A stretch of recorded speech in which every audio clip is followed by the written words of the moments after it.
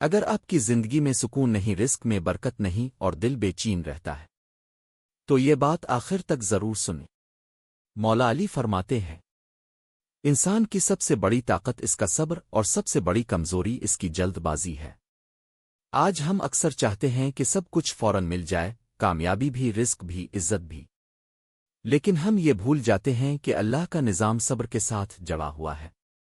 جو شخص مشکل وقت میں صبر کرتا ہے، اللہ اس کے لیے ایسے راستے کھول دیتا ہے جن کا وہ تصور بھی نہیں کرتا، اور جو شخص جلد بازی کرتا ہے وہ اکثر وہ چیز بھی کھو دیتا ہے جو اس کے پاس ہوتی ہے۔ مولا علی کی زندگی ہمیں سکھاتی ہے کہ خاموشی میں حکمت ہے، صبر میں طاقت ہے، اور اللہ پر بھروسہ کرنے میں کامیابی ہے۔